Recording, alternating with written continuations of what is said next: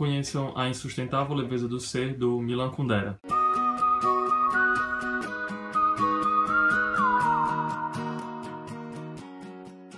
Pegue filosofia, existencialismo e história geral e use isso para contar a vida sexual e amorosa de 4 personagens. Foi isso que o Kundera fez nesse livro. A história vai se passar na antiga Tchecoslováquia, mais especificamente na cidade de Praga. E isso num período muito conturbado historicamente, que foi quando as tropas russas invadiram o país e implantaram um regime totalitário. E é nesse cenário que nós conhecemos o personagem do Tomás. Tomás era um médico bastante jovem, mas ele é uma pessoa muito influente também na cidade. Ele já foi casado, teve um filho, mas ele também é uma pessoa muito desapegada. Tanto que ele não tem contato nenhum com a antiga esposa, muito menos com o filho, e ele vive tendo relacionamentos e casinhos rápidos e superficiais com mulheres do hospital e outras que estão próximas a eles de alguma forma. E é essa a vida que ele leva. A personagem da Teresa, ela seria meio que um contraponto ao personagem do Tomás. O Tomás abandonou o próprio filho. A Teresa, por sua vez, ela tem também problemas de relacionamento com a mãe. Mas eles acabam se encontrando, acabam se apaixonando e começam a viver uma vida juntos. E o mais interessante do relacionamento deles é que mesmo estando juntos, mesmo estando apaixonados, o Tomás ele não consegue abrir mão daqueles casinhos extraconjugais que ele mantém com as mulheres do hospital e da cidade.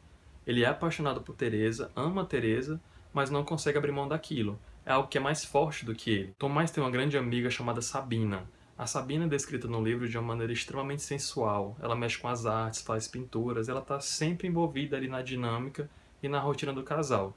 Tanto que ela chega até a encontrar um emprego para Teresa quando ela se muda para Praga. Mas o que a Teresa não sabe é que a Sabina é também uma amante de Tomás, se não for a maior amante do Tomás. Mas é claro que a Teresa vai acabar descobrindo tudo e vai começar a cobrar e questionar a fidelidade do Tomás. Só que na concepção dele, o amor que ele sente por Teresa e o prazer sexual que ele tem contra as mulheres são coisas completamente diferentes uma da outra. Só que para Teresa não, isso é uma coisa inconcebível. Mas para surpresa do Tomás, ele vai começar a sofrer por ver a Teresa sofrendo, que é o que o autor vai trazendo no livro como sendo a definição de compaixão. Nessa hora a situação na cidade começa a ficar bem mais complicada porque a Rússia já está dominando quase que o país todo.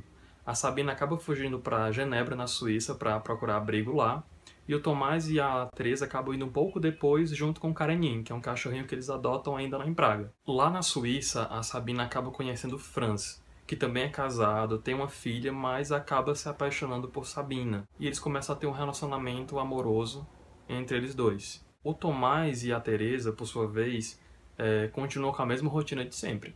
O Tomás com os casos extraconjugais dele e a Teresa tendo que acompanhar aquela situação. Em determinada parte, a Teresa fica cansada daquilo todo e acaba voltando de novo para Praga junto com o Karenin e deixa o Tomás sozinho lá em Genebra. E é nessa hora em que ele se vê sozinho, sem a Teresa, que ele percebe o quanto que ele gosta dela e o quanto que ela faz falta na vida dele, o quanto que ela é importante para ele. E ele acaba voltando para Praga também para tentar encontrar a Teresa. Isso tudo que eu contei até agora é só o plot inicial da história. A partir daí muitas outras coisas vão acontecer tanto com o Franz e a Sabina lá em Genebra, como com a Teresa e o Tomás lá em Praga. Mas o resto vocês vão ter que ler para saber o que acontece. Um outro ponto que eu achei bem interessante no livro é que o Kundera ele vai se utilizar de fatos e acontecimentos reais da nossa história para poder situar e ambientar o que acontece com os personagens. Assim como ele também faz referências a livros e autores que também existem para poder explicar com um pouco mais de detalhes aquilo que acontece na narrativa. A exemplo de Ana Karenina, do Tolstói, a própria Bíblia Sagrada, Édipo Rei, do Sófocles, dentre outros. Em alguns momentos também o Kundera vai se dirigir diretamente ao leitor, como se ele estivesse falando aquilo que está escrito em tom de confissão para quem está lendo, o que torna a leitura bem mais pessoal. A partir da vivência dos personagens, o autor também vai propor um questionamento a respeito das escolhas que a gente faz ao longo da vida, e quais as consequências a gente pode obter disso. Em como optar por algo também significa abrir mão de alguma outra coisa, e o sentimento de culpa que a gente pode ter em decorrência disso. Uma outra coisa que eu considerei bem positiva no livro é que o autor ele conseguiu construir uma história bem redondinha. Ele começa a narrativa, desenvolve e finaliza sem deixar nenhuma aresta solta, mesmo o livro sendo bem curto, bem pequeno, e mesmo alguns capítulos sendo bem contemplativos, bem filosóficos. A escrita do Kundera nesse livro também ela é muito bonita, ela é muito plástica, as palavras são muito bem escolhidas, muito bem colocadas, o texto ele chega a ser muito sedutor e parece que você está lendo uma pintura. Então assim, essa não é uma leitura de simples e puro entretenimento, ela vai te trazer uma reflexão.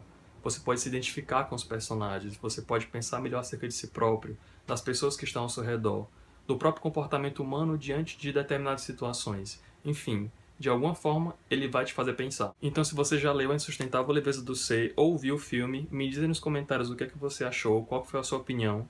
Me segue aqui nas redes sociais que tá aqui por baixo. Avalie o vídeo. Obrigado por ter assistido e até mais.